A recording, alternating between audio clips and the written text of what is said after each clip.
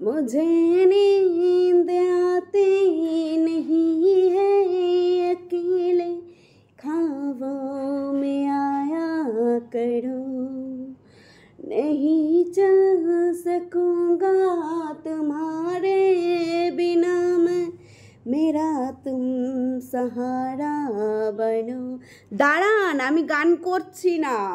এই গানটা আমি আমার বরকে শুনিয়েছিলাম যে মুঝে नींद आती नहीं ख्यालों में आया करो। ও চলে এসছে আমার ঘুমের মধ্যে। কি করা যাবে এখন?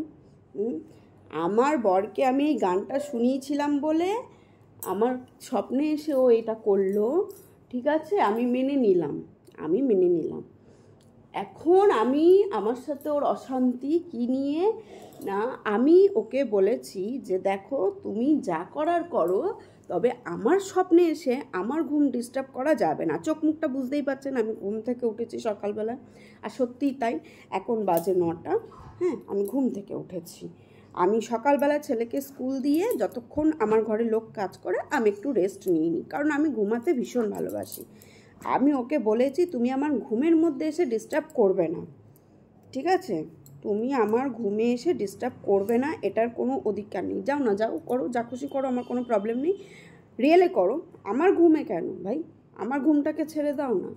ওই যে বলেছি বলে এখন আমার বর বলল আমাকে মেন্টাল হসপিটালে দিয়ে দেবে। আমার নাকি মাথাটা খারাপ হয়ে গেছে। আপনারাই বিচার করুন যে আমার কি মাথাটা খারাপ হয়ে গেছে?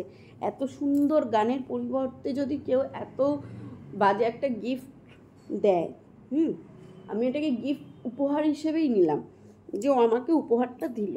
ঠিক আছে, যে ও আমার ঘুমে এসে লোকের সাথে গল্প করছে দাঁড়িয়ে। তা এটা আমি মেনে যখন নিলাম, আমার প্রবলেম নেই। তা আমার ঘুমে কেন? আরও তো লোক আছে, যা, তোর অনেক বন্ধুবান্ধব আছে, যার সাথে দাঁড়িয়ে গল্প করছো তার ঘুমে যাও, আমার ঘুমে কেন ভাই? এটা কি উচিত? এই একটা গান শুনিয়েছি বলে এইরকম করলো আমার সাথে? আমি বলেছি আমার ঘুম আসে না, তা বলে আমার ঘুমের মধ্যে এরকম ডিস্টার্ব? এটা মানা যায়? কে মানবেন? আমাকে এখন বলছে মেন্টাল হসপিটালে দিয়ে দেবে। আমি বাড়ি চলে যাওয়ার ব্যবস্থা করছি, ব্যাগপত্র গুছাচ্ছি। এই যে ওয়ার্ড্রপটা দেখছেন, এটা ভর্তি আমার সব কিছু রয়েছে। আমি এখান থেকে সব গুছাবো, গুছিয়ে আমি বাড়ি চলে যাব, থাকবো না ওর সাথে। আমার সাহারা নাকি এখন মেন্টাল হসপিটাল। আমাকে বলছে তোমার সাহারা এখন মেন্টাল হসপিটাল, তুমি যাও। আমি ভাবছি ওকেই দিয়ে দেবো,